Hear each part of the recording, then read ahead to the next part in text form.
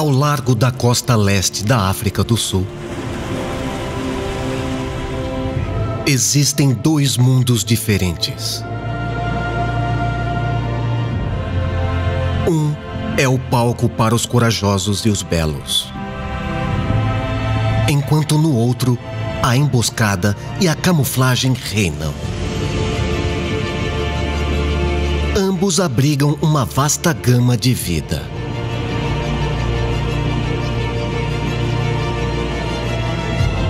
Desde residentes antigos a andarilhos oceânicos.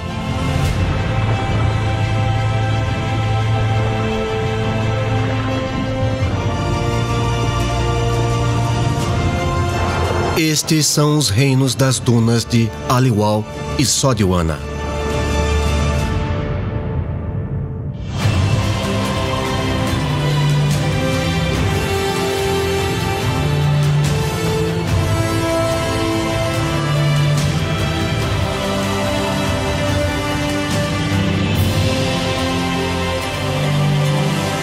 África, maravilhas do mundo marinho.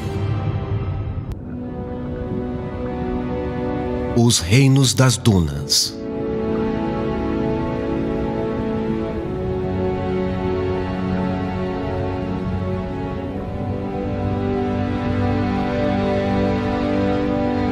Tudo começou com isto. Campos áridos de rocha e areia. Há 4.000 anos, pequenas criaturas aquáticas começaram a invadir antigas dunas litificadas ao longo da costa leste da África do Sul.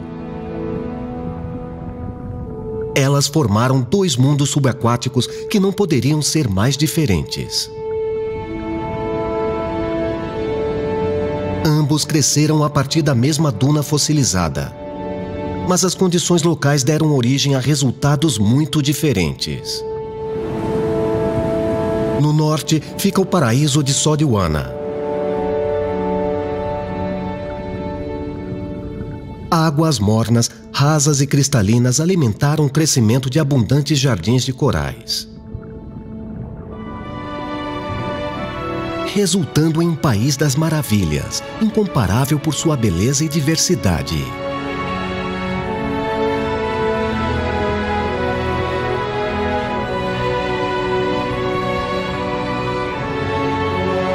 Hoje, 50 quilômetros de Recife abrigam 1.200 espécies de peixes e 95 espécies de corais.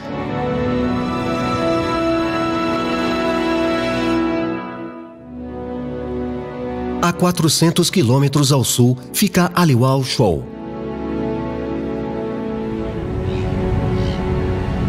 Apesar de ter sido criada pelo mesmo trecho de duna fossilizada, possui características claramente diferentes.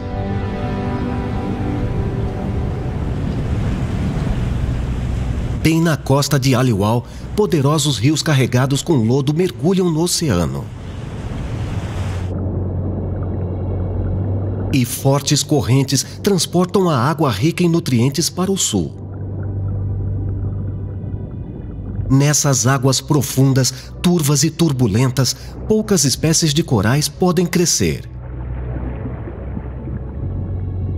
Como resultado, Aliwal e Sodiwana desenvolveram aparências muito contrastantes.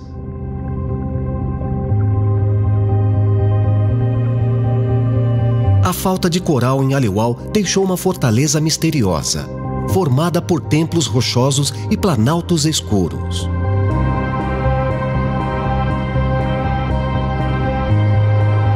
Mas a vida encontrou uma maneira de florescer entre as correntes marítimas e as ondas desse habitat.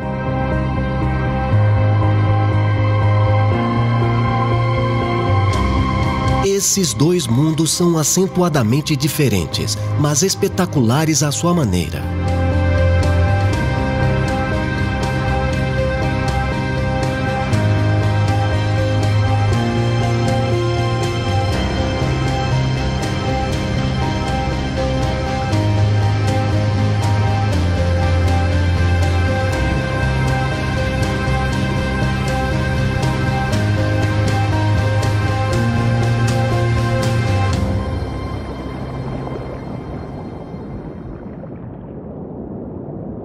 Aliwal Shoal é um retiro sombrio e inquietante.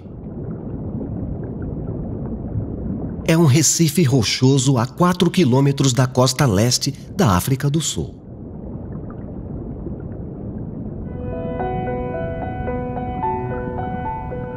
Uma abundância de peixes prospera nas águas ricas em nutrientes.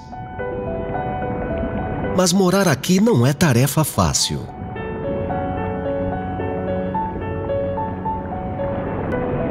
Fortes ondas atingem os moradores, enquanto as correntes perturbam constantemente a paisagem quieta.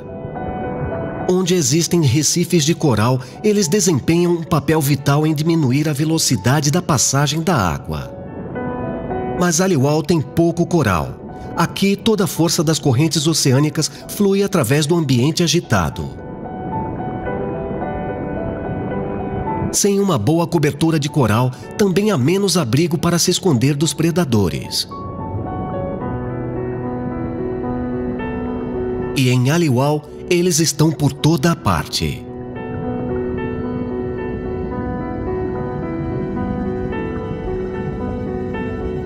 Apesar disso, alguns encontraram uma maneira de sobreviver e até de prosperar. A caminho de uma jornada para águas mais tranquilas, ao norte, um animal em particular acaba em Aliwal. As tartarugas de pente prosperam nos oceanos tropicais do mundo, migrando grandes distâncias em uma missão de procriar, colocar ovos e encontrar comida. Nunca ficar em um lugar por muito tempo. Mas há um local em que elas estão realmente confortáveis, entre os recifes de coral.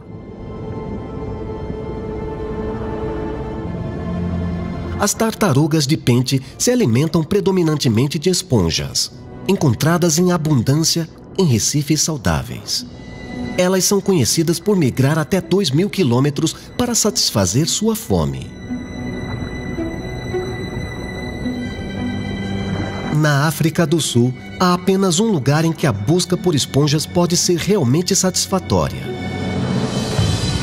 A tartaruga de pente está se dirigindo para as águas mais calmas de Sodwana.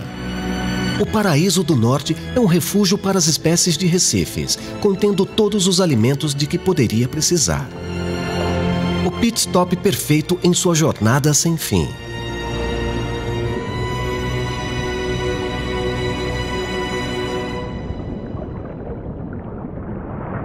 Enquanto a tartaruga de pente está apenas passando por Aliwal na busca contínua por comida, há muitos que vivem aqui o ano todo.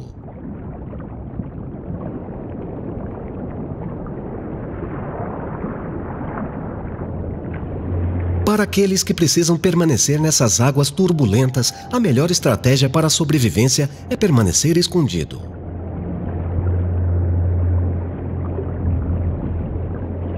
Aqui embaixo, a camuflagem é uma ferramenta poderosa. Não é apenas um ótimo método de defesa, mas também um método de ataque.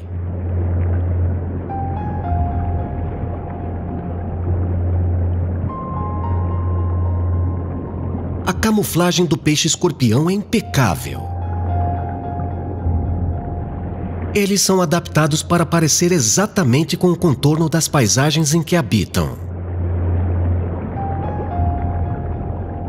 Seus espinhos carregam uma toxina altamente venenosa, potente o suficiente para matar um humano. Os peixes-escorpião esperam suas vítimas desatentas tropeçarem para que possam surpreendê-las e engoli-las inteiras.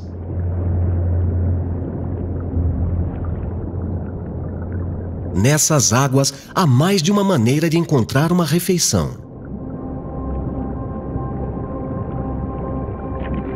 Enguias se escondem dentro das fendas rochosas das abundantes cavernas de Aliwal, esperando para atacar invertebrados. Seu corpo aerodinâmico é perfeitamente adaptado para se mover pelas tocas e elevações subaquáticas de Aliwal.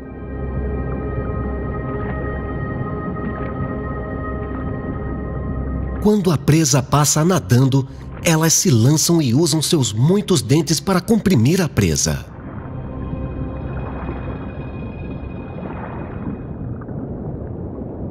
Acabar com o esconderijo para encontrar comida é um risco enorme.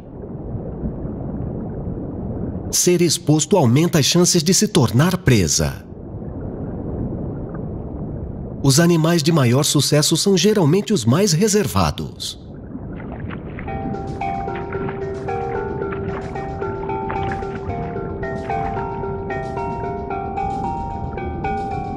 Os predadores peixes-trombeta se escondem atrás de fendas ou se aninham em grandes cardumes de peixes. Eles podem atacar suas vítimas antes que elas percebam o perigo em que estão. Seu corpo alongado permite que eles enfrentem suas presas em potencial de frente, sem revelar o seu tamanho real. Eles podem nadar de cabeça para baixo, mudar de cor e disparar explosivamente para frente. Todas essas características fazem deles caçadores formidáveis do seu reino subaquático. Enquanto muitos dos predadores de Aliwal usam a paisagem para se esconder, outros usam os seus colegas moradores.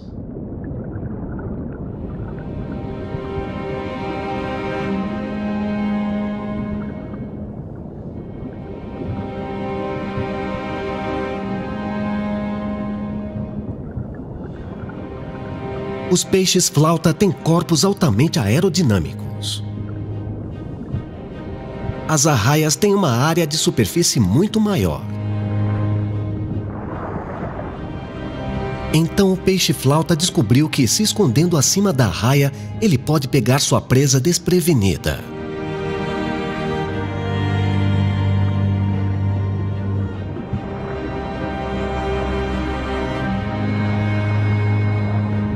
Fazendo da arraia um escudo vivo perfeito.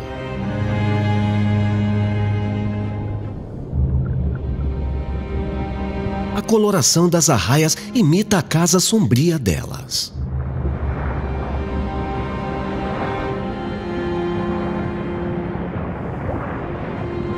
Elas deslizam pelo oceano como fantasmas.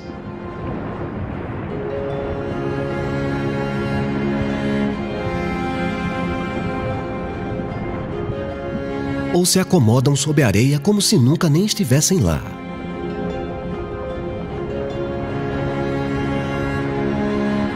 A areia não é apenas onde elas se escondem, mas também onde caçam.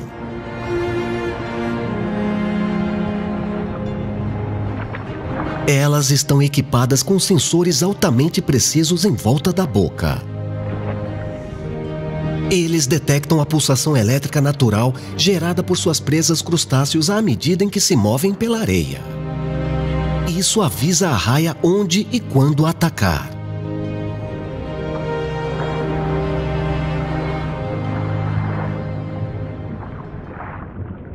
Nem todos os predadores aqui precisam confiar na sua destreza para encontrar uma refeição.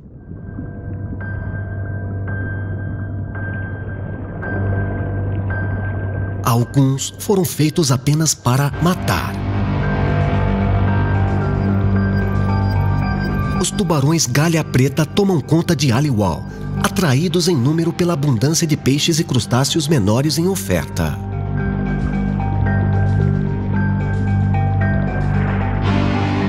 Eles capturam suas presas com uma combinação de força bruta e agilidade.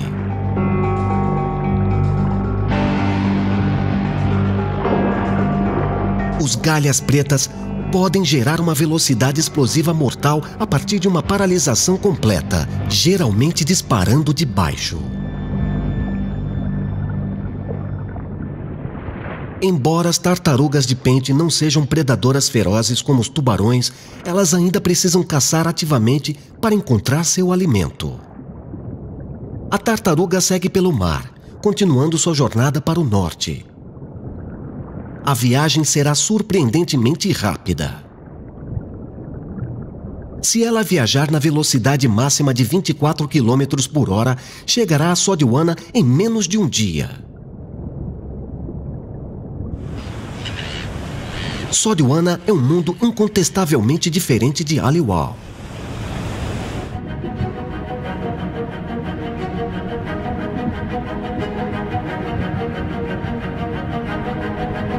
É um caleidoscópio de luz, cor e vitalidade.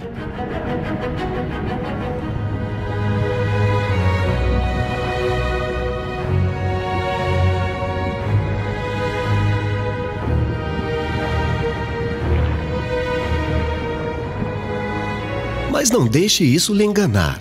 Em um habitat tão populoso, a competição por comida é implacável. Aqui embaixo, a beleza não é usada como uma forma de atração, mas como um aviso.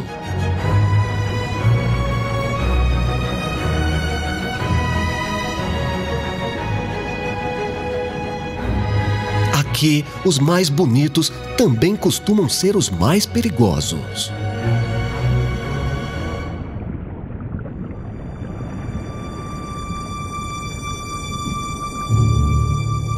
Talvez as criaturas que melhor representam isso sejam essas duas.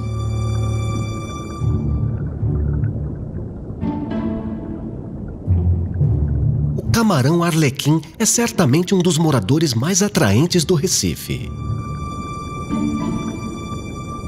Mas eles sobrevivem de uma maneira bastante macabra. A principal fonte de alimento do camarão arlequim é a estrela do mar. Com gostos tão exigentes, quando os camarões agarram uma delas, eles querem ter certeza de que não lhes escapará.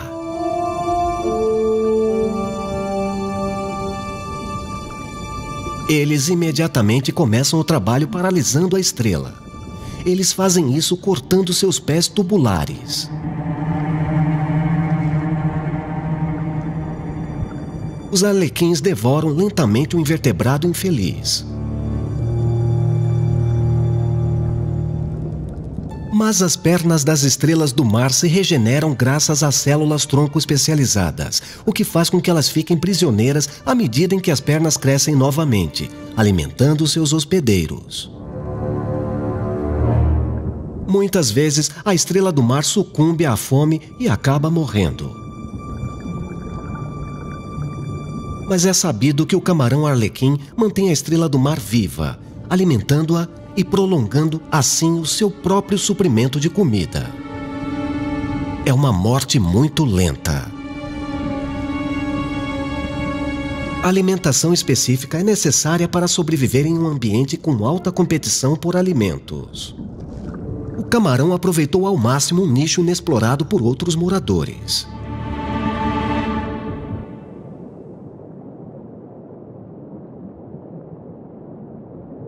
Outro assassino bonito e extravagante em Sodwana é o peixe-leão.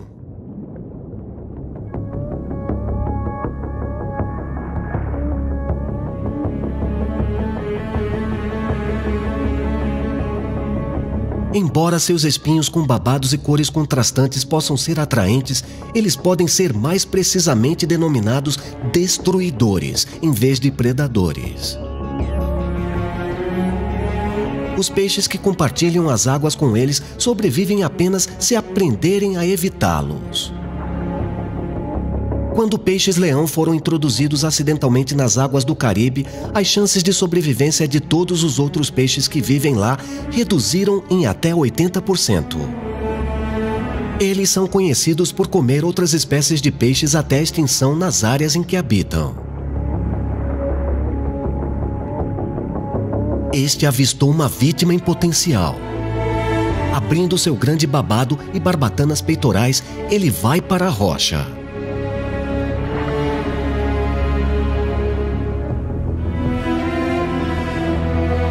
É uma forma de ataque decorativo e mortal. Não há como a presa escapar. E o peixe-leão ataca, comendo qualquer coisa que possa caber na boca.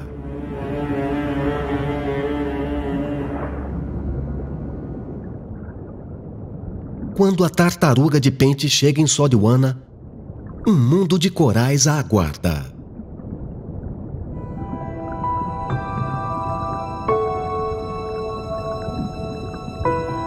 Ela chegou ao paraíso tropical. Agora é a hora do banquete.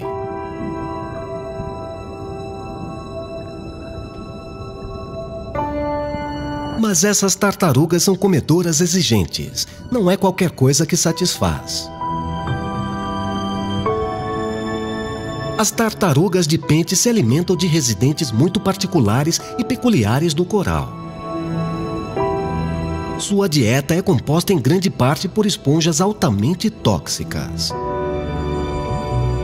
Muitas esponjas têm um exoesqueleto feito de sílica, o principal elemento do vidro.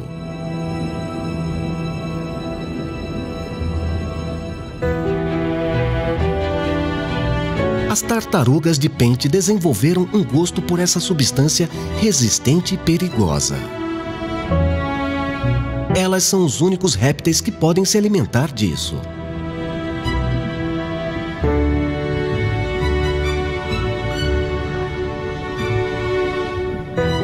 Agora que a tartaruga de pente chegou em Sodwana, a busca pela esponja começa.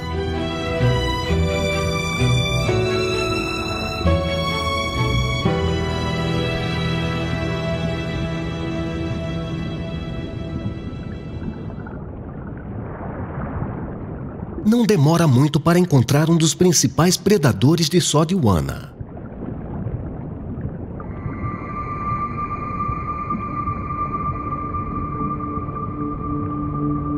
Mas a tartaruga tem pouco a temer.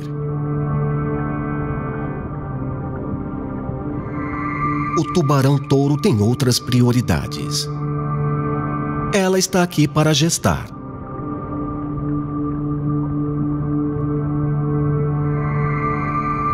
Ela passa de 9 a 12 meses nas águas quentes e plácidas de Sodwana, antes de seguir para o sul para dar à luz.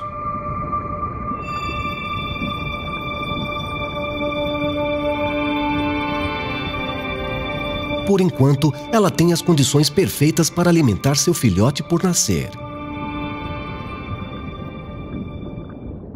Embora impressionante agora, este mundo subaquático teve um começo simples.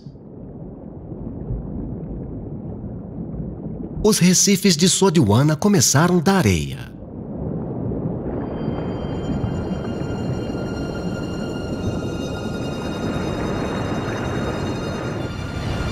Hoje, as dunas ainda se alinham nos trechos superiores da costa leste da África do Sul. Milhares de anos atrás, as dunas costeiras aqui ficaram submersas quando um derretimento glacial causou aumento do nível do mar.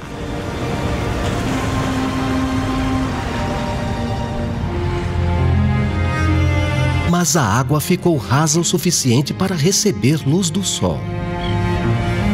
A temperatura da água ficou entre 16 e 36 graus Celsius. Nos 10.000 anos seguintes, os corais começaram a se firmar, prosperando nas águas mornas e plácidas e no equilíbrio estável fornecido pelas dunas submersas.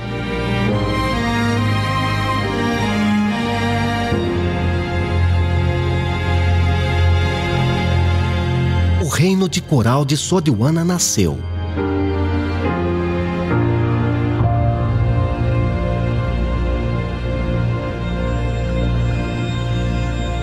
Os recifes de coral aparecem pela primeira vez no registro fóssil de 250 milhões de anos atrás.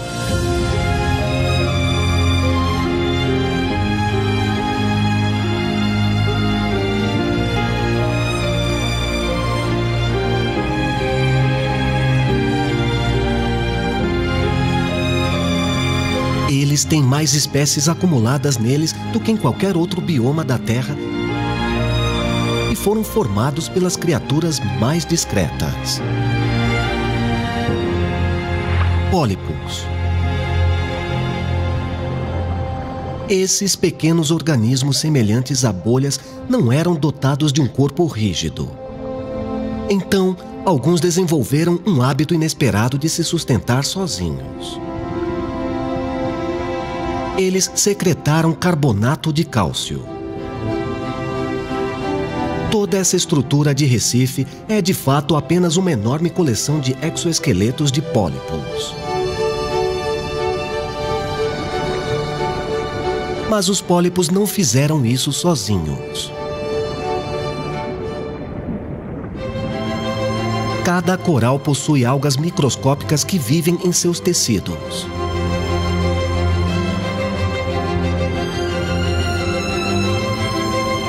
Elas são tão pequenas que 1 centímetro quadrado de superfície de um coral pode abrigar mais de 1 milhão de algas.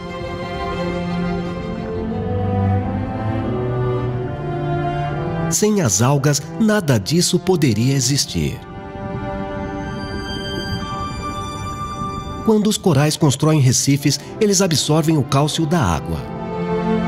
Quando combinado com dióxido de carbono, o bicarbonato de cálcio é formado. Mas isso é solúvel em água e se dissolve toda vez que é formado.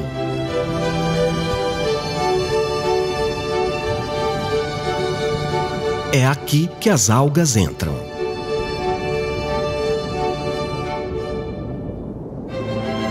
Elas usam o dióxido de carbono do coral quando fotossintetizam. Isso altera a estrutura do bicarbonato de cálcio em carbonato de cálcio, um esqueleto de cal estável que não se dissolve na água. Essa parceria é tão importante para a sobrevivência do coral que ele só pode crescer onde é raso o suficiente para que a luz solar alimente as algas. A relação entre esses dois tipos de organismo forma uma das mais diversas paisagens da Terra. Um espaço que transforma a areia estéril em um jardim subaquático.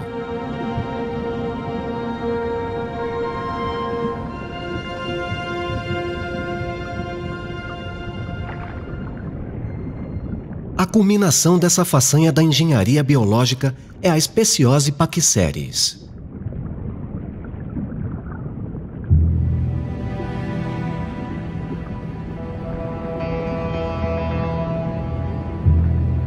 O coral uniforme.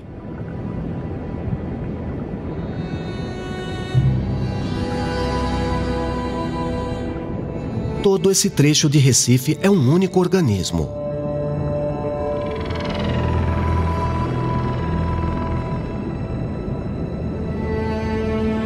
Ele se reproduz por autoclonagem, rompendo e gerando réplicas exatas de si mesmo. Em média, os recifes crescem a uma taxa de 4 metros a cada 1000 anos.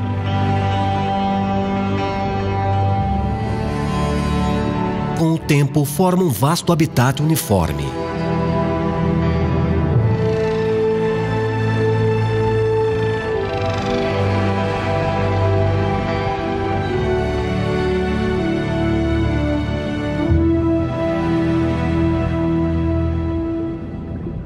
Apesar de suas belas aparências, os corais são, na verdade, carnívoros e cruéis.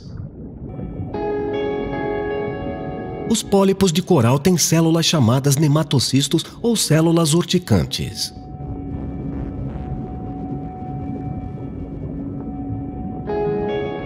As células são sacos circulares que abrigam um fio bem enrolado que pode ser disparado como um arpão.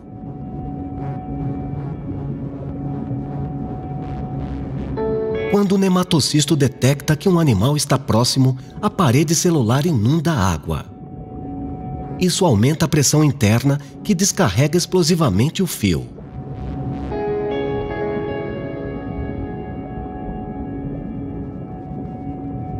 Essas extremidades rasgam a carne de qualquer criatura que passa, envenenando-a. A presa é então puxada para a boca dos pólipos e digerida no estômago.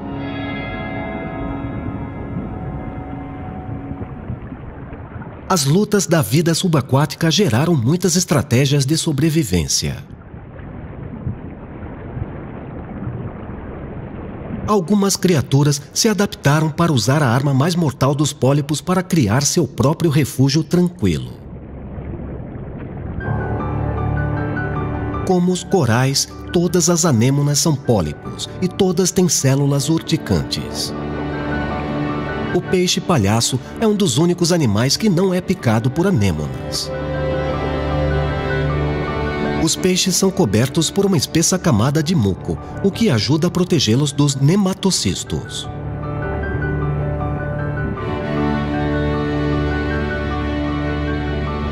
Mas isso por si só não é suficiente.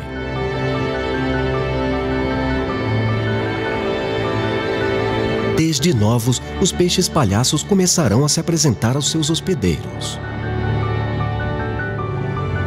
Eles fazem isso esfregando-se na anêmona, familiarizando os pólipos com o seu toque.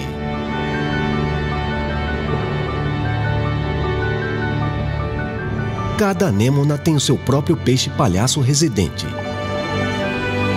Se chegar um novo peixe-palhaço com o qual a anêmona não está familiarizada, ela vai atacar e picar.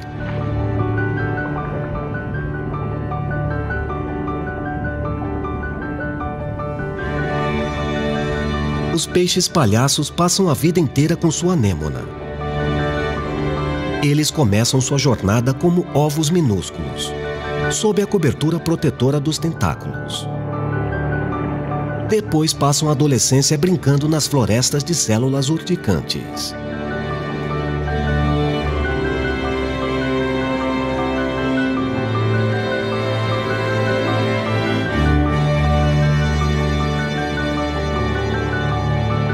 Por fim, depois que crescerem, será a hora de dar atenção à anêmona.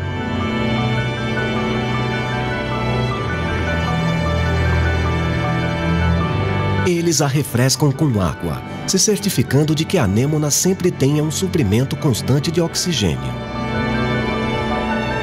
Eles também a protegem dos predadores, removem os tecidos danificados e impedem que o limo assente na superfície.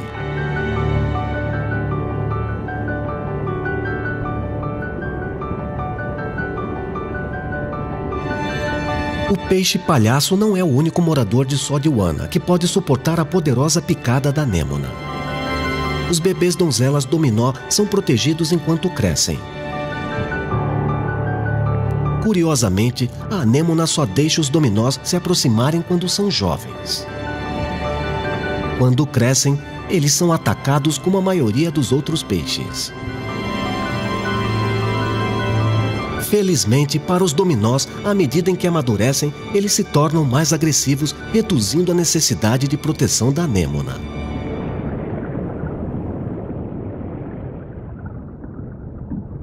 O caranguejo porcelana desenvolveu uma maneira engenhosa de enganar a anêmona para o seu próprio benefício.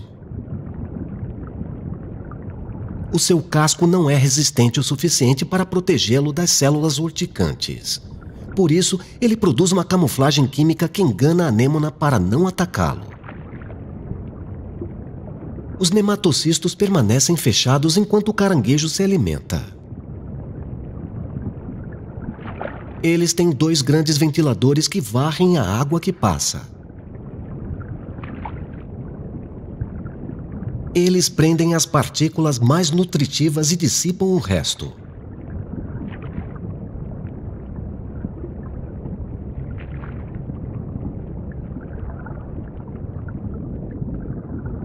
Alguns moradores formam parcerias, usando uns aos outros para ajudar a garantir a próxima refeição.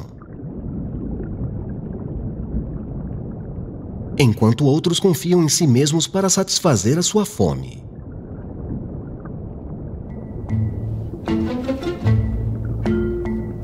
Os peixes-cabra têm uma língua externa altamente sensível para ajudá-los a encontrar presas escondidas em Sodiwana, como camarões e caranguejos.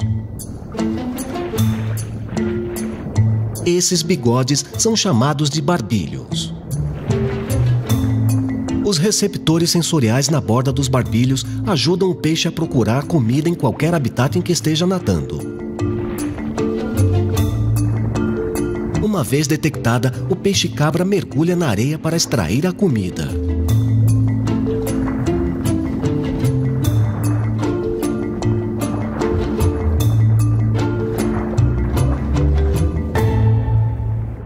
A Há outra espécie de peixe que tem uma maneira particularmente engenhosa de conseguir suas refeições. Este é o Gregory mauritana, um herbívoro que se alimenta de algas. Há muito mais em seu movimento frenético do que aparenta.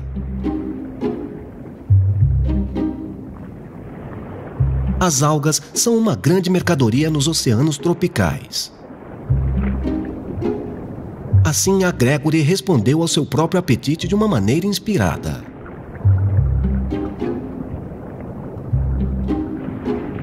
Ela cultiva.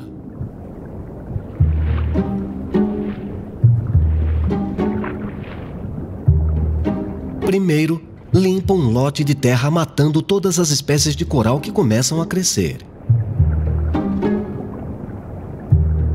Depois, ela cuida do seu jardim. Ela belisca a colheita, petiscando o tempo todo, mas nunca devorando a raiz da planta para não matá-la.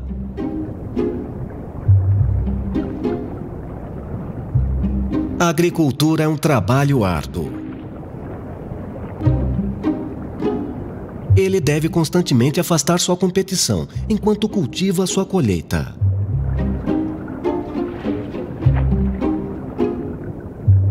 Esta é uma das poucas espécies fora da raça humana que cultiva.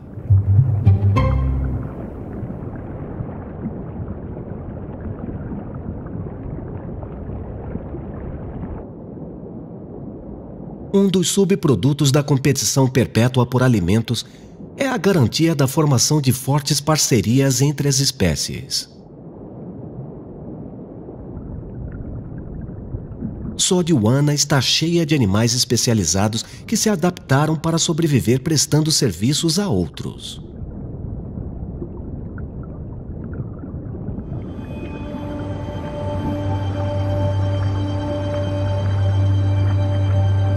O camarão limpador ganha vida comendo parasitas e o tecido morto de predadores maiores. Eles se instalam em locais especiais no Recife chamados de estações de limpeza. Quando estão prontos para trabalhar, começam a anunciar balançando as garras da frente de um lado para o outro. Isso atrai muitos moradores, muitos dos quais normalmente comem camarão. Mas há um acordo que dura por toda a interação.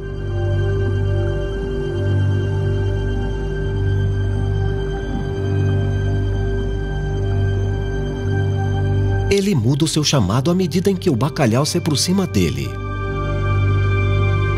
Isso anuncia que ele está aqui não para caçar, mas para ser limpo.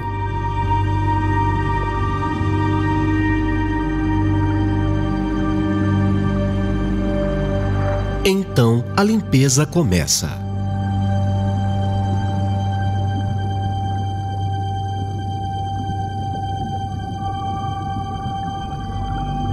O bodião limpador sobrevive da mesma maneira que o camarão.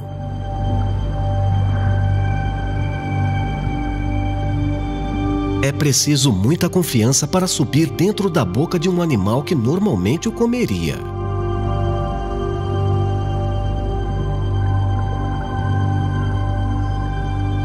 Mas para alguns é o que é preciso para obter uma refeição.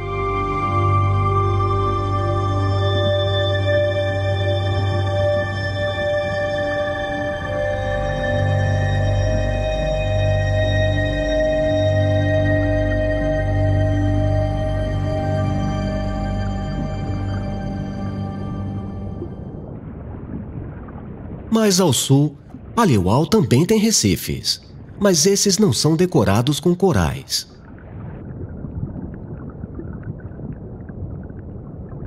Eles são feitos em grande parte de rocha. Os sedimentos do rio, aliados a altas correntes e à constante elevação da água, demonstram que o coral luta para crescer aqui. Sem uma boa cobertura de coral, os moradores do oceano precisam procurar outras maneiras de encontrar abrigo e comida.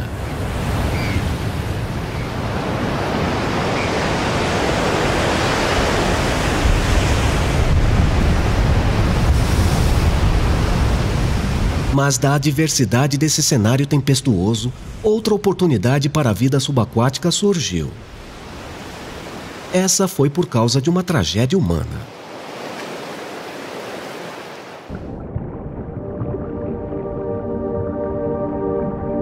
Em 1974, um navio chamado Produce transportava a carga de Durban, quando atingiu uma rocha. Mas, assim como o oceano reivindica suas vítimas, também as coloniza.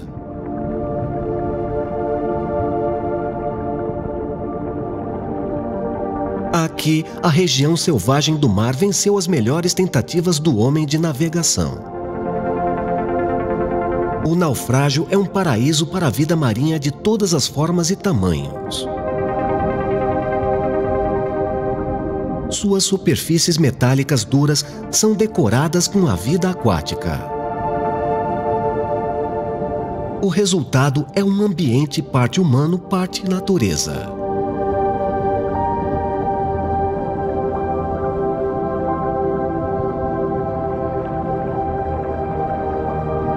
É o paraíso de um predador de emboscadas. Como tantas espécies são atraídas pelos destroços, todas as que passam por aqui devem estar constantemente preparadas para um ataque.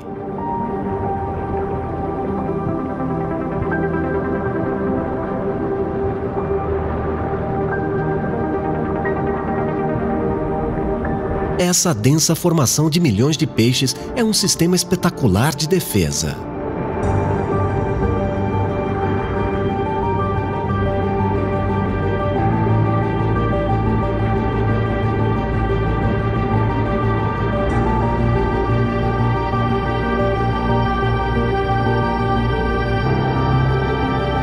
Sardinhas são alguns dos peixes mais procurados no mar.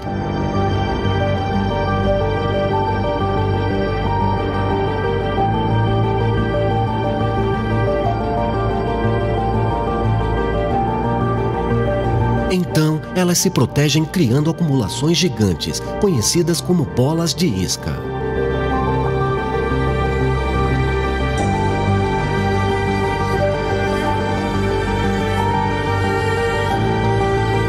Elas dançam pela popa em um balé subaquático altamente coreografado.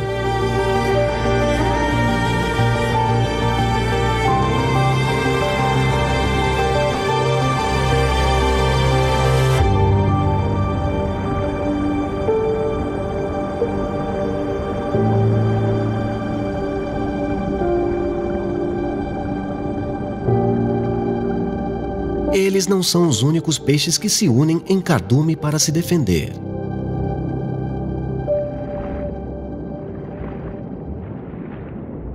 Os peixes que vivem em mar aberto não têm recifes para se esconder.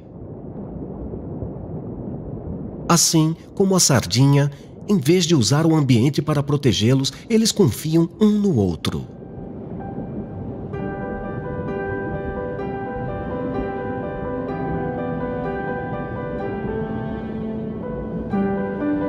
Todos os peixes têm linhas laterais correndo pelos seus corpos. Elas detectam quaisquer alterações de pressão no oceano circundante. Assim que houver uma agitação por perto, um peixe sentirá e agirá de acordo.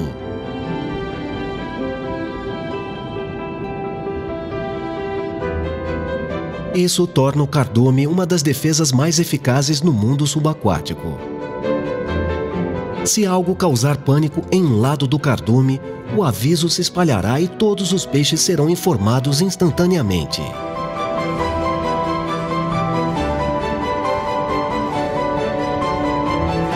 Além disso, à medida em que cada peixe se move, ele cria sua própria onda. O seu vizinho é capaz de nadar na mesma direção, o que faz com que ele gaste energia mínima e navegue em segurança.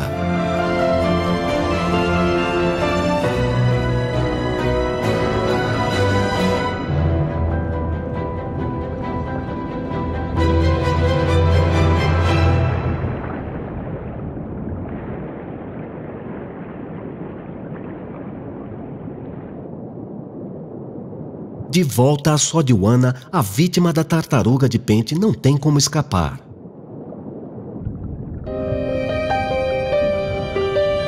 Ela encontrou o que procurava, algumas esponjas saborosas. Embora enraizadas no local, as esponjas são de fato animais, alguns dos mais primitivos do planeta.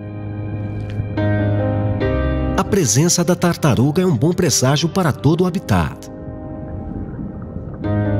As tartarugas de pente são as principais reguladoras dos sistemas de recifes de coral. Quando elas usam seus bicos afiados para comer, elas abrem o recife, permitindo que animais menores também se alimentem. Muitos outros se juntam a ela, todos reunidos para desfrutar de um banquete entre os corais.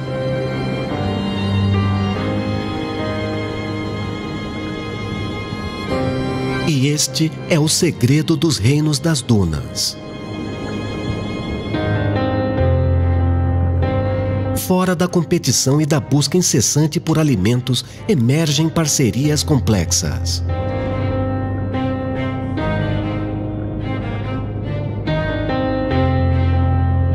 Embora Aliwal e Sodiwana sejam muito diferentes, isso é algo que elas têm em comum.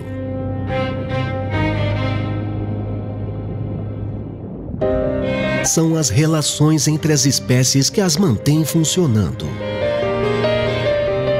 Esses reinos expansivos veem muitos animais tendo que se unir para sobreviver tanto em seus habitats quanto de uns e outros. O resultado são dois mundos, distintamente diferentes, mas igualmente extraordinários.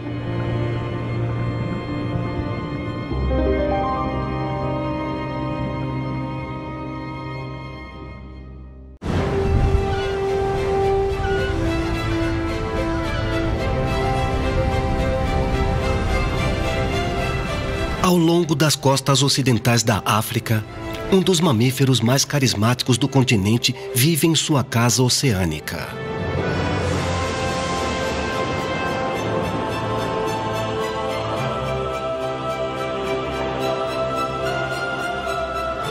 Mas para criar os jovens, precisa emergir em terreno sólido.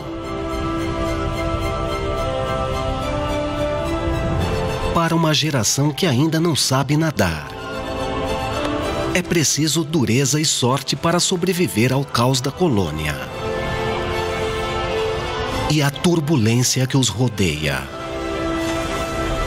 É o teste inicial na vida para os lobos marinhos sul-africanos.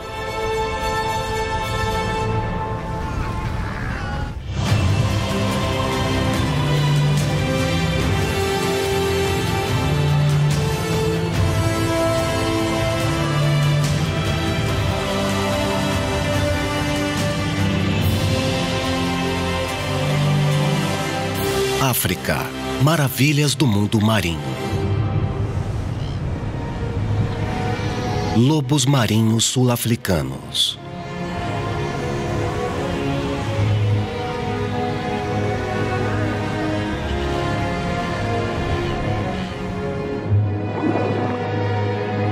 Em um mundo tão frequentemente definido pela competição e pela luta pela sobrevivência, um dos grandes prazeres da natureza é testemunhar animais adultos brincando. O belo quebra-mar na costa oeste da África do Sul é um local de folia total para os lobos marinhos sul-africanos.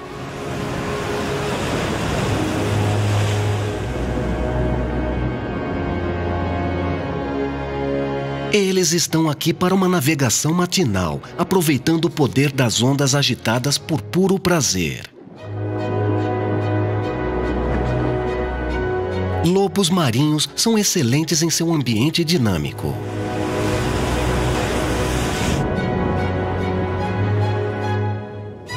As rochas próximas não são motivo de preocupação quando você pode se adaptar.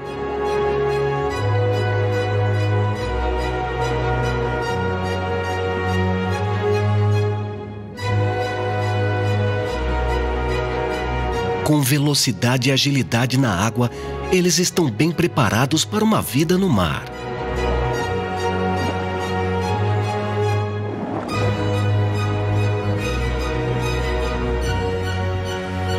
Mas, diferentemente da maioria dos mamíferos oceânicos, os lobos marinhos sul-africanos começam a vida em terra firme.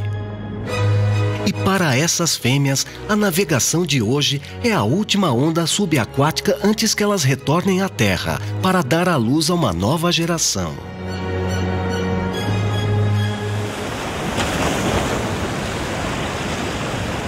É início de novembro, final da primavera no hemisfério sul. Corpos peludos cobrem uma ampla praia na costa oeste da África do Sul.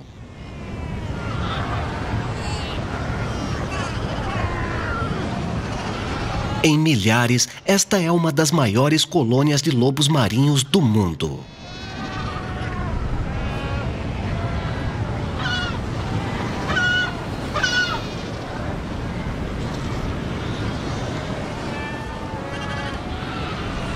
Ao contrário de muitas outras espécies, as barbatanas traseiras dos lobos marinhos podem voltar-se para a frente, permitindo que elas se arrastem pela terra. Mas o seu charme na água é comprometido em terra.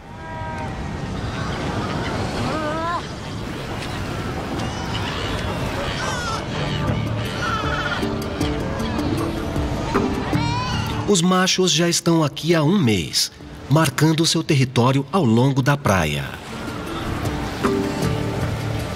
Aqui e ali, os jovens machos brincam de lutar. Com o tempo, eles terão que expulsar outros machos de seus territórios para ganhar o direito de acasalar.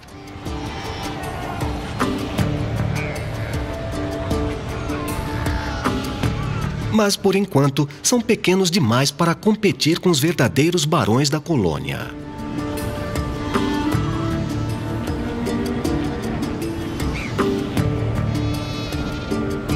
Os jovens parecem quase envergonhados com o show. Com cerca de 14 anos e 350 quilos, este macho está no seu melhor momento. Ele é um dos muitos gigantes que vigiam os territórios reivindicados e as fêmeas que atraíram para suas terras. Durante 2 meses, os machos não comerão nada, vivendo de suas reservas de gordura enquanto defendem o seu campo. Eles passaram os últimos 11 meses se preparando nessa luta para se reproduzir.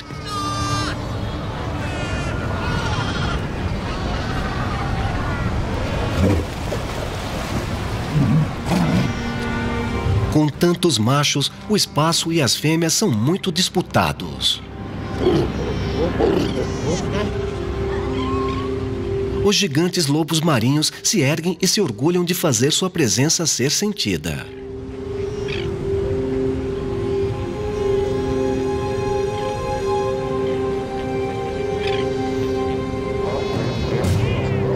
Mas às vezes isso não é suficiente. Os vizinhos geralmente se encontram em exibições nas margens.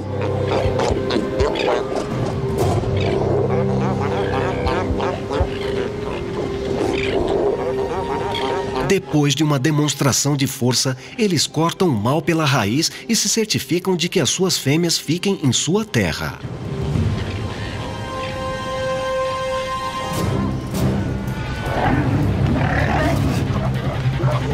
Se um macho ignora o desafio, com frequência ele é perseguido. Lutas completas custam muita energia e geralmente são evitadas entre iguais. Mas nem sempre.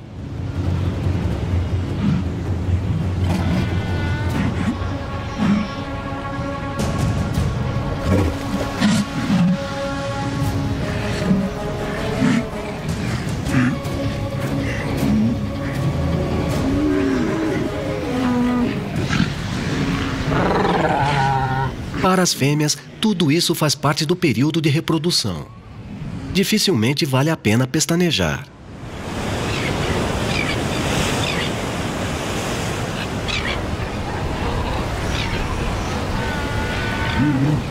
Para os machos, os melhores locais têm acesso à orla, onde podem interceptar as fêmeas que se deslocam do mar ou para o mar e encurralá-las em seus haréns. Mas para as fêmeas que emergem na praia, o acasalamento não é a prioridade.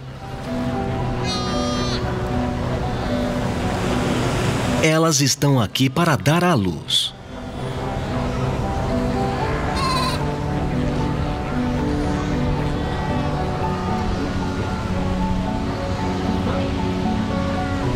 Em pouco tempo, a praia está repleta de filhotes recém-nascidos de cerca de 5 quilos.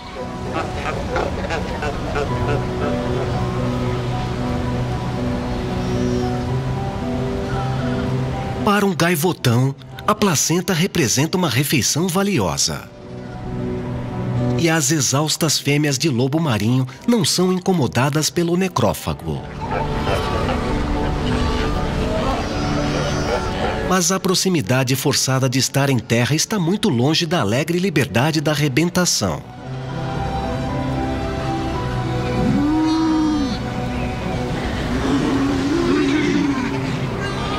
As novas mães são ferozmente possessivas com os filhos e a agressão é comum.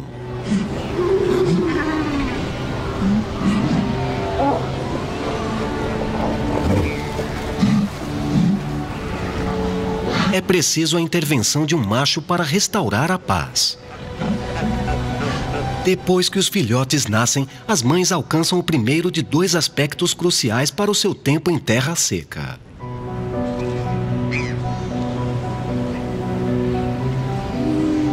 Agora, elas podem voltar sua atenção para o sexo oposto. Na maior parte do ano, os machos raramente são vistos e acredita-se que eles se movem mais para o fundo do mar do que as fêmeas.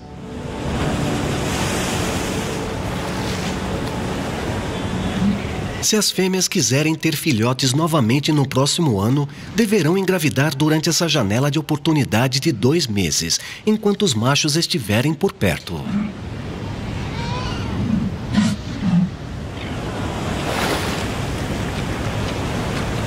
Esta fêmea foi dar um mergulho refrescante, levando seu filhote com ela até a beira do mar. Faz apenas 6 dias desde que ela deu à luz, mas ela está no cio de novo e está pronta para acasalar.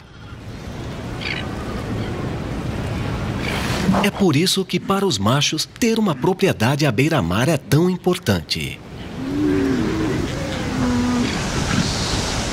O filhote terá que passar um pouco de tempo sozinho, enquanto sua mãe cuida de seus negócios importantes. Com quase 5 vezes o tamanho da fêmea, o macho quase a sufoca. Se tudo der certo, ela voltará em 1 ano para dar à luz ao filhote dele.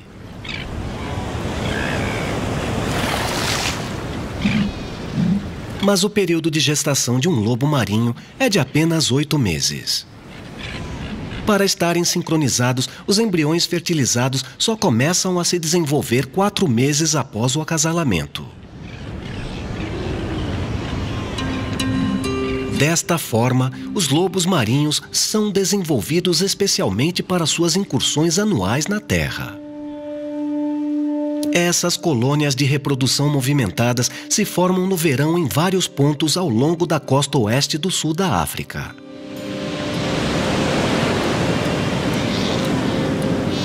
Não é por acaso que elas estão aqui.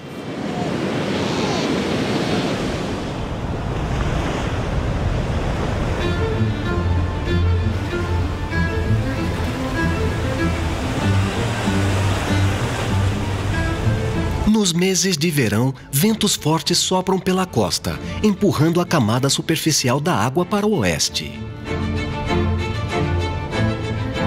Esse deslocamento maciço atrai o afloramento da água fria e rica em nutrientes das profundezas, abastecendo uma das costas mais férteis do mundo. Em nenhum lugar isso é mais aparente do que nas florestas de algas que crescem ao largo da costa, a algumas braçadas da colônia dos lobos marinhos. Aqui, as plantas de algas se erguem do fundo do mar, buscando luz para fotossintetizar.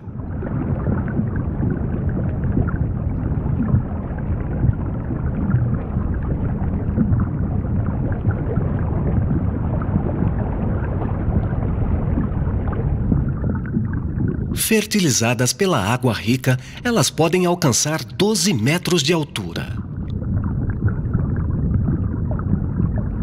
Na sua base, estruturas semelhantes a raízes ancoram as algas nas rochas.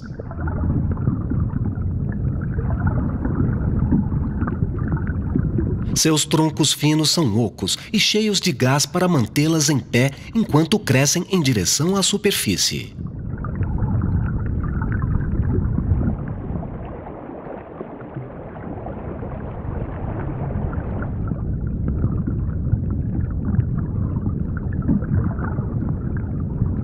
Elas abrigam lapas herbívoras que pastam nas hastes delgadas. Suas conchas são curvas para abraçar a superfície da planta, para que não sejam puxadas do caule pelas ondas. Notavelmente, cada lapa defende uma haste como seu próprio território de alimentação, empurrando os concorrentes caso apareçam. E não são apenas as lapas que vivem entre as algas. Essas águas férteis abrigam uma infinidade de vida marinha.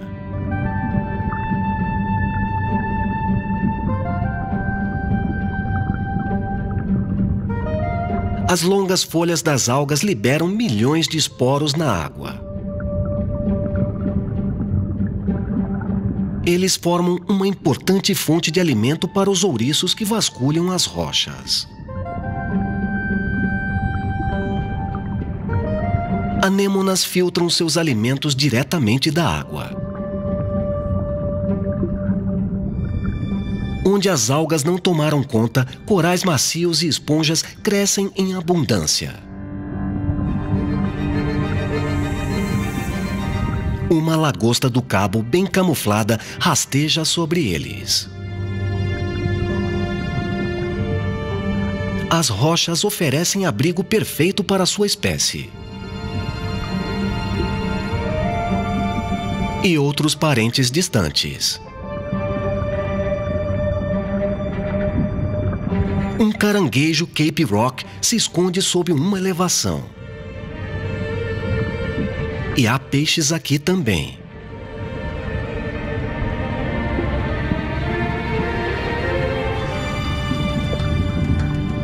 Enquanto muitos se prendem às fendas escondidas da floresta, cardumes de sargos nadam entre os caules altos.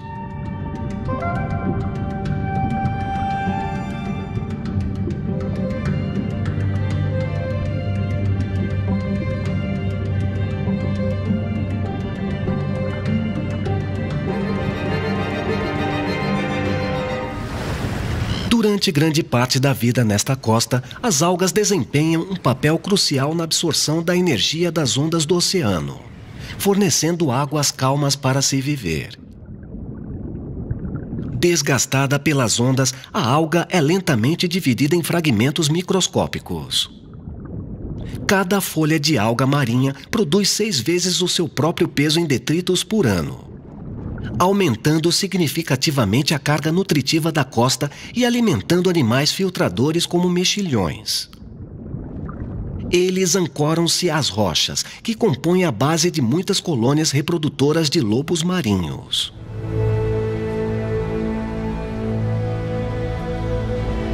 As ilhas rochosas oferecem solos de reprodução sem a ameaça de predadores terrestres, ou a competição por espaços com as pessoas.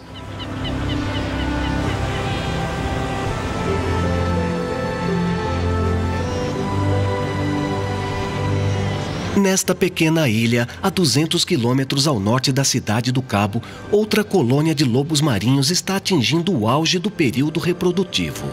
Os lobos marinhos não são os únicos que aproveitam a base segura cercada por águas produtivas.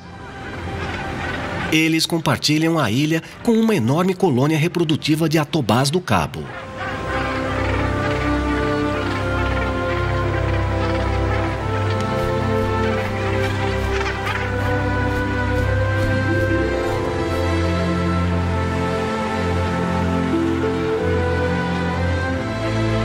Com menos espaço para se espalhar do que na praia, os lobos marinhos estão bem comprimidos nas rochas. E a colônia é acarpetada pelas capas pretas de filhotes recém-nascidos.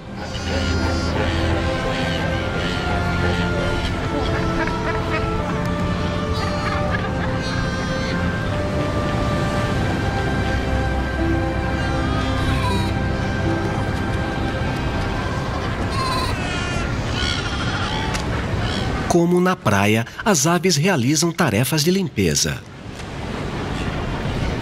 Essas aves onívoras arriscam qualquer refeição e comem qualquer coisa, de mexilhões e peixes a filhotes de morus.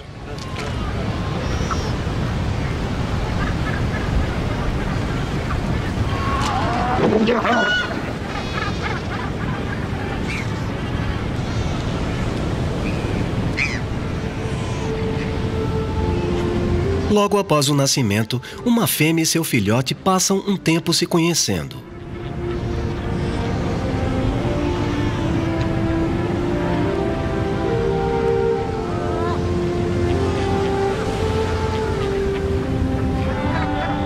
A capacidade deles de reconhecer os cheiros e chamados um do outro será crucial para as chances de sobrevivência do filhote. Por enquanto, a primeira refeição do filhote está próxima.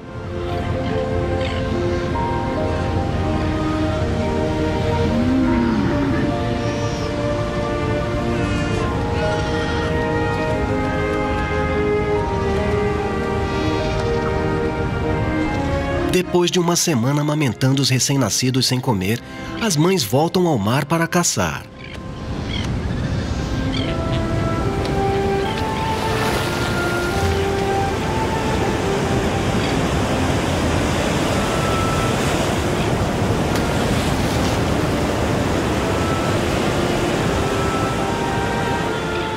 Os filhotes devem ficar para trás e cuidar de si mesmos até que suas mães retornem.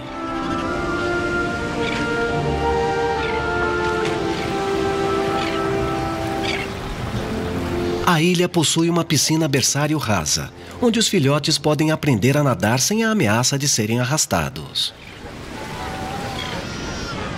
Eles só poderão enfrentar o oceano a partir das 6 semanas de idade.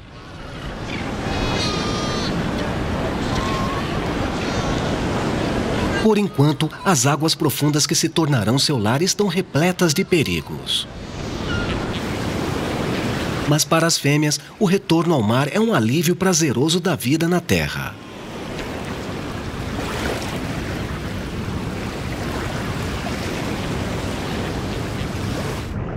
Elas aproveitam o momento para se divertir, mas precisam encontrar comida o mais rápido possível e retornar aos seus filhotes. Nem tudo que as rodeia é comestível.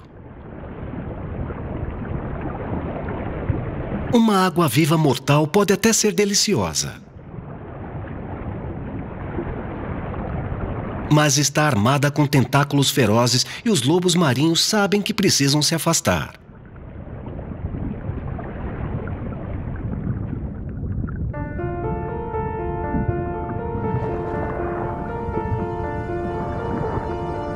As águas ricas em nutrientes ao redor da ilha dos lobos marinhos alimentam a floração de fitoplâncton, que por sua vez atrai pequenos crustáceos chamados krill.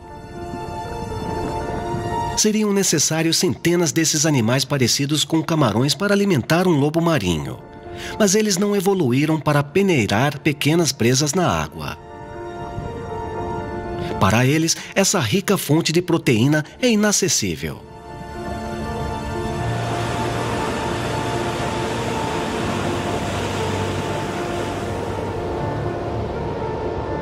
Em vez disso, eles se dirigem para o oceano profundo, onde cardumes de peixes apresentarão melhores perspectivas. Aqui Aqui, eles encontram gigantes oceânicos. Esses mamíferos marinhos podem colher o crio. As baleias jubarte comem crio suficiente para atingir mais de 14 metros de comprimento e 40 toneladas.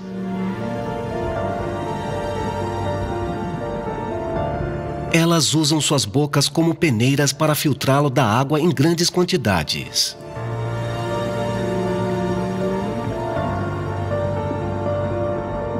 Essas jubartes viajam até 8.000 quilômetros entre locais reprodutivos tropicais ao largo da costa de Angola, no norte, e locais alimentícios distantes ao sul da Antártida. As baleias deste grupo estão entre as últimas a fazer a jornada para o sul, até as águas frias e carregadas de alimento. Para onde estão indo, um único enxame de crio pode abranger muitos quilômetros quadrados, contendo até 10 milhões de toneladas de alimentos. As baleias passarão o verão devorando esses enormes recursos.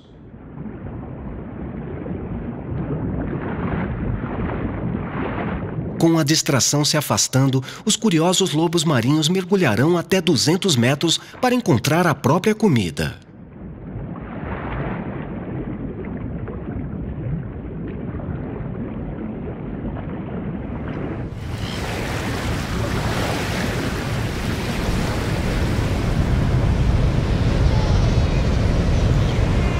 Com as mães longe, os filhotes apreciam sua nova independência.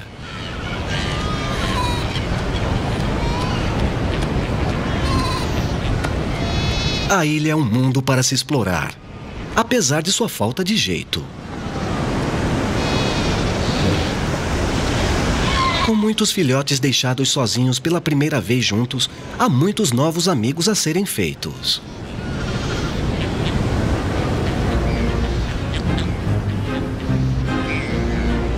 E muitos companheiros de brincadeira.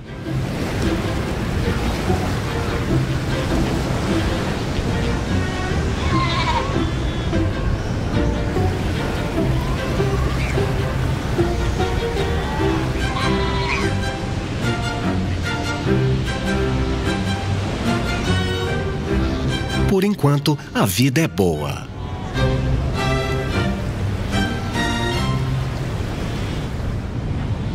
Mas com o passar do dia, as coisas ficam mais difíceis.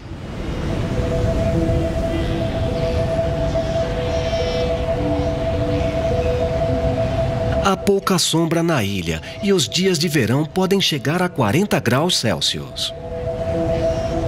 O pelo grosso dos lobos marinhos é desenvolvido para mantê-los aquecidos na água fria.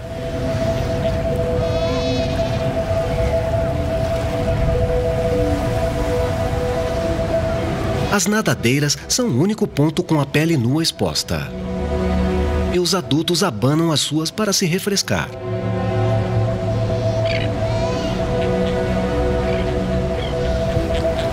Os filhotes encontram algum alívio na piscina pequena.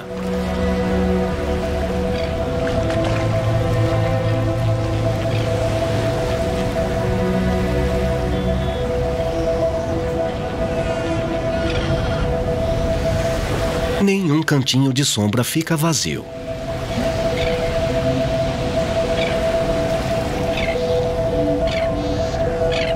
Embora esses filhotes não saibam, eles são incrivelmente sortudos.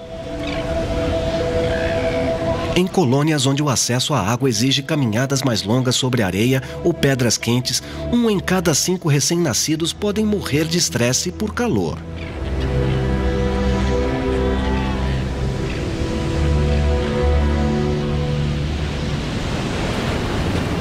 A posição dos lobos marinhos é, portanto, uma ironia cruel. Incapazes de se reproduzir na água, mas arriscando a morte de seus filhotes parindo-os em terra. Para a maioria dos mamíferos marinhos, as coisas funcionam de maneira muito diferente. A afluência sazonal de águas ricas se estende ao redor da costa sul da África do Sul.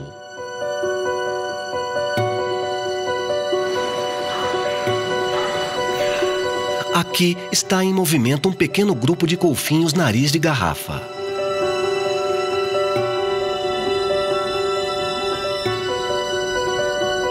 Para eles, assim como para as baleias, o acasalamento e o nascimento acontecem no mar.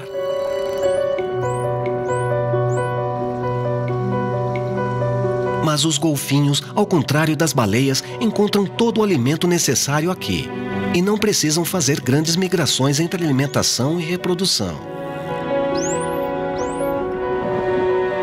Eles podem passar a vida em uma área residencial de cerca de 85 quilômetros quadrados. Ao contrário dos lobos marinhos, os machos permanecem em contato com as fêmeas durante todo o ano e a reprodução pode ocorrer em qualquer estação do ano. Não é necessário que os golfinhos saiam da água.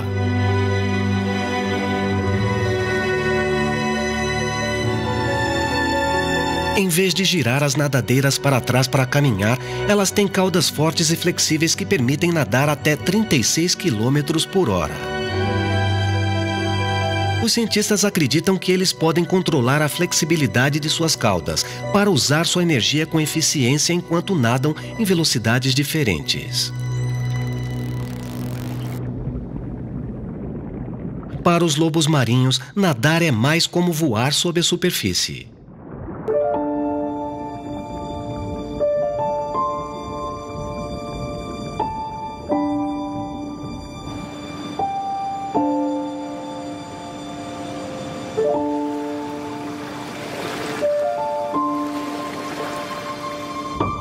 Suas nadadeiras dianteiras as impulsionam como as asas de um pássaro, e embora os golfinhos possam ser mais rápidos, poucos conseguem igualar a flexibilidade de manobra de um lobo marinho. Para os jovens adultos que ainda não estão prontos para procriar, há muito tempo para explorar e brincar. Eles tratam a floresta de algas como seu playground, percorrendo as hastes densas. Os peixes cuidam de manter uma distância segura.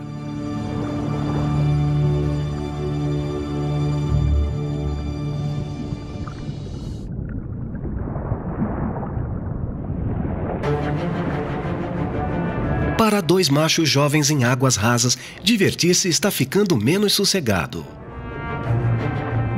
Eles estão atingindo a maturidade total, mas ainda não são grandes o suficiente para competir por territórios na colônia. Eles passam tempo brincando de lutas.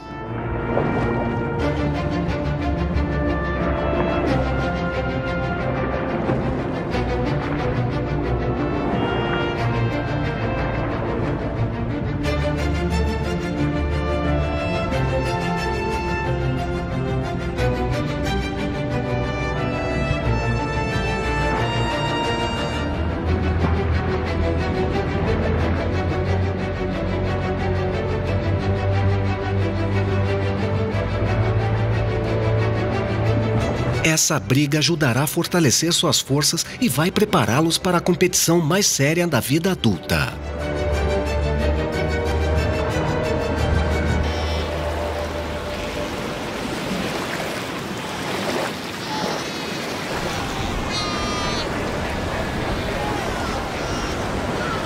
Enquanto os machos jovens desfrutam da água, a vida para os filhotes presos à terra está se tornando mais difícil. Cada dia em que suas mães estão fora é outro dia sem comida ou proteção.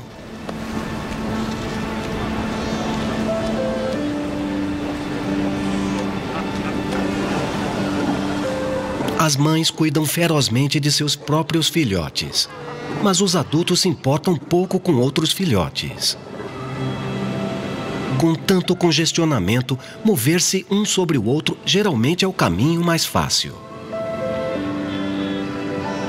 Uma fêmea não causa muito dano. Mas ser pisoteado por um macho é outra história. Este filhote não saiu do caminho rápido o suficiente e foi esmagado. Ele escapou com vida, mas pode estar ferido demais para viver por muito tempo. Outro encontrou um fim definitivo. Muitos conseguem ficar longe do perigo, mas enfrentam longos dias sem comida.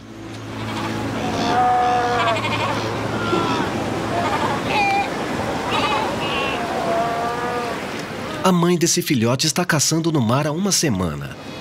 E ele começa a procurar por ela na ilha em desespero.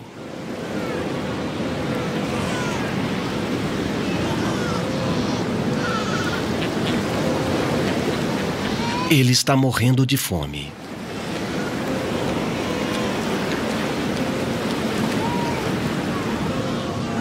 Incapaz de encontrá-la, ele tenta a sorte com outras fêmeas. Mas qualquer coisa dada a um filhote estranho significa menos comida para a própria prole.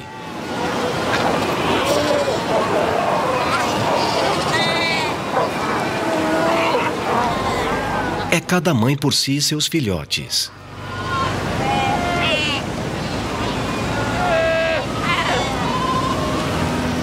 Finalmente, a salvação do filhote aparece.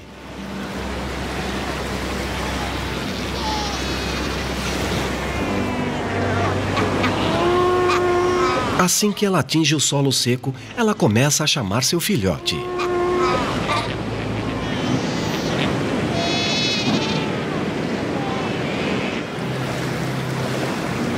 E ele não precisa de um segundo convite. O encontro sinaliza o fim da luta imediata do filhote.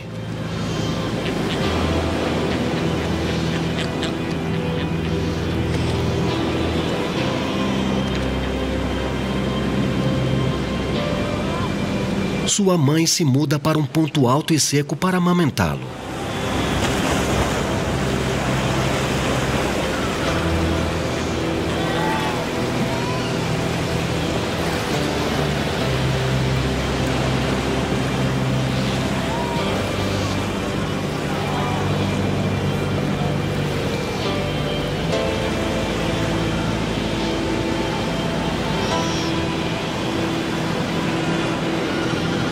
Finalmente a espera acabou e ele pode desfrutar de uma boa refeição.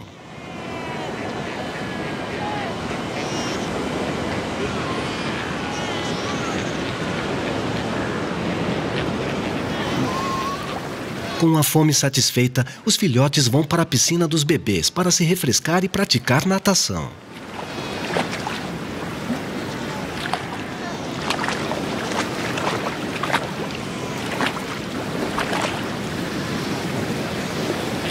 Essas brincadeiras de salto podem ser por pura diversão.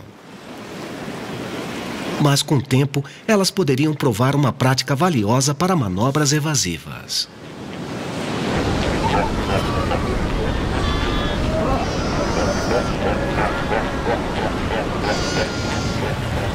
Os lobos marinhos estão no menu de mais de um predador oceânico.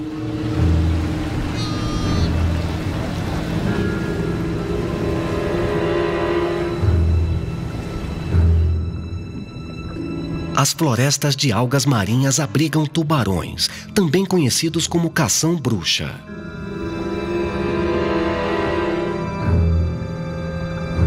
Os indivíduos jovens se alimentam principalmente de peixes magros. Mas os adultos podem crescer até 3 metros de comprimento e alimentar-se de uma grande variedade de presas, incluindo pequenos mamíferos marinhos. Mas há outro predador nessas águas que até um jovem cação-bruxa deve temer.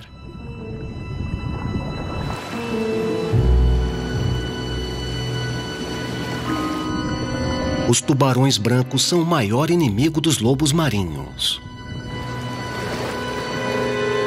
Com até 7 metros de comprimento, esse é um dos predadores mais ferozes do oceano.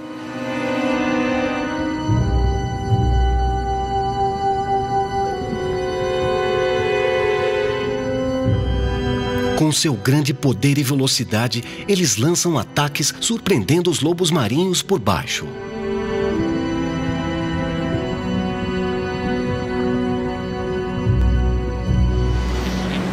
Por enquanto, os filhotes estão seguros no refúgio de seu berçário.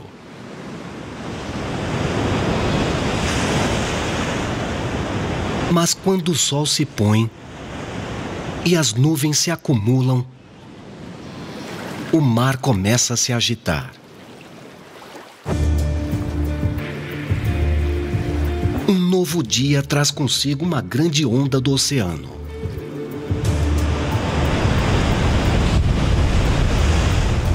Ondas violentas bombardeiam a fortaleza de rochas dos lobos marinhos.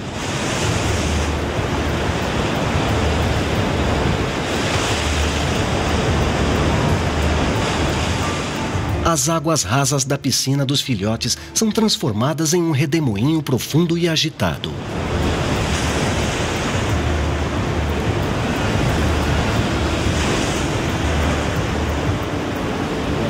Na beira da colônia, os adultos se apoiam na força das ondas. Para eles, cair não é um desastre. Mas para os filhotes que ainda não sabem nadar direito, pode ser.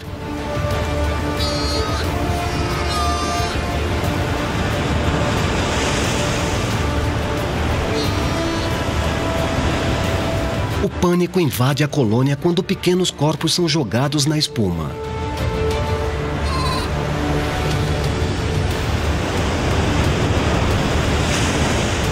Os filhotes lutam por espaços abertos mais altos.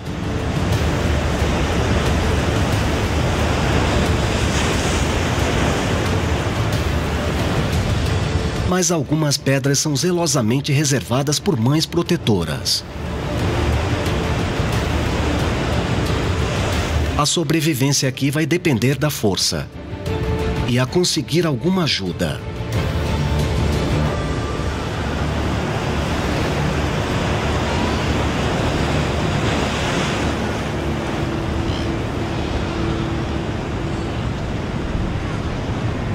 À medida em que a força total da tempestade diminui, o dano fica claro.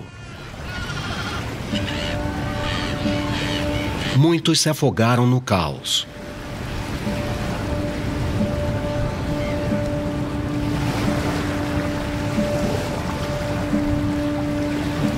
Para os machos da ilha, a tempestade foi um teste de sua resiliência e determinação em manter seus territórios.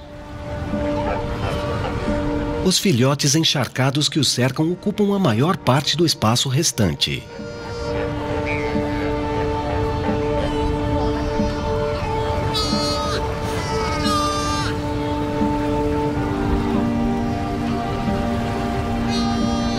À medida em que a maré cai, a ameaça das ondas diminui. O oceano recua, trazendo de volta a tranquilidade para dormir.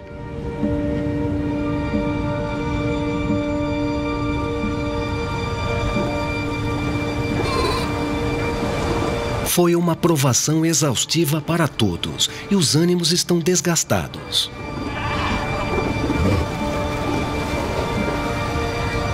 Para os filhotes, as principais prioridades após o frio dilúvio são aconchego e comida.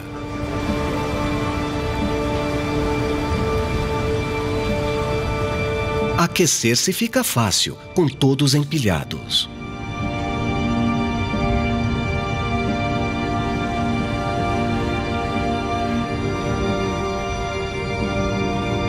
Mas para a comida, todos devem, mais uma vez, confiar em suas mães.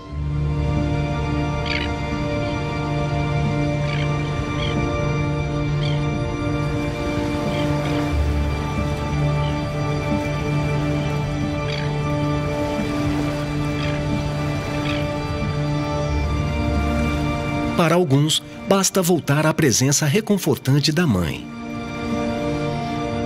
Com o fim da tempestade, a colônia descansa pelo resto do dia. Os mais corajosos entre os jovens já retornaram à sua piscina. Aqui eles se deleitam com a água mais calma e rasa e esquecem traumas anteriores.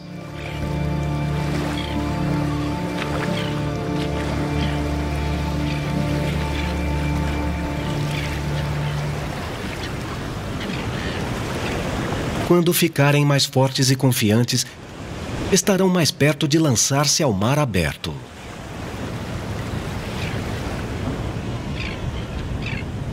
Após 2 meses ligados à sua base rochosa, a maior parte da colônia começa a retornar à água.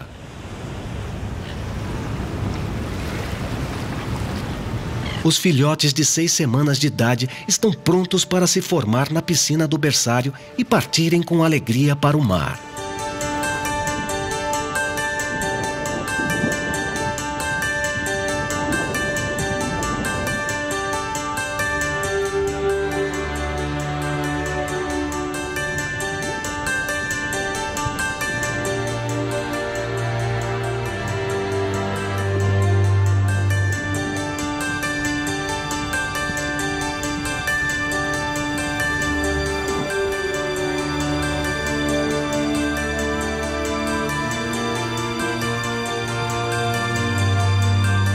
Eles exploram seu novo ambiente inquisitivamente e a alga marinha de baixo crescimento se torna um brinquedo para mastigar.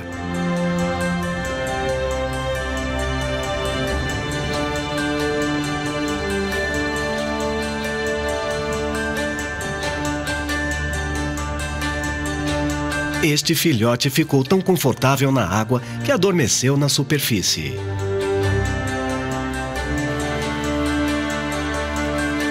Os lobos marinhos, como muitos animais, podem dormir com metade do cérebro de cada vez, descansando os hemisférios esquerdo e direito separadamente, enquanto o outro permanece alerta.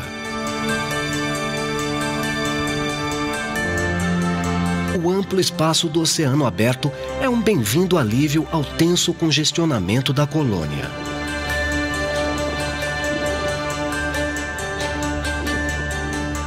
Outros se divertem com sua nova agilidade e velocidade, como se tivessem acabado de perceber o que realmente significa ser um lobo marinho.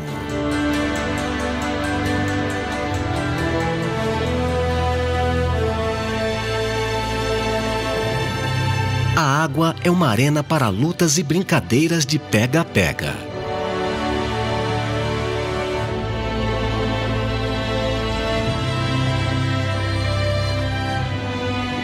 E o entusiasmo dos filhotes é contagiante.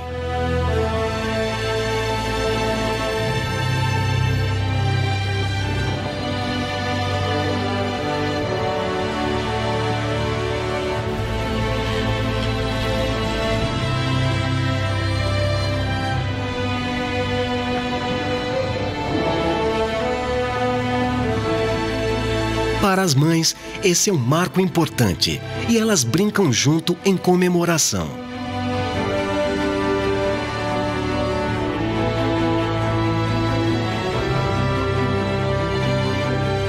Mas o trabalho delas ainda não está concluído.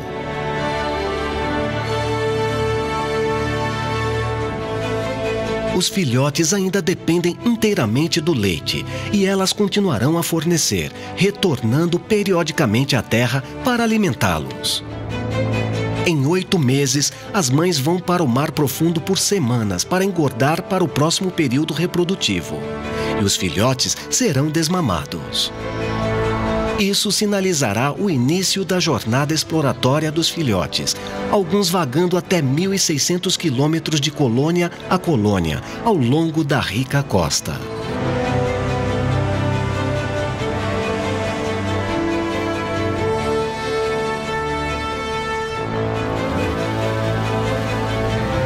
Em 3 a 4 anos, os filhotes fêmeas voltarão para serem mães. Para os machos, levará pelo menos 10 anos antes que eles possam reivindicar territórios e parceiras.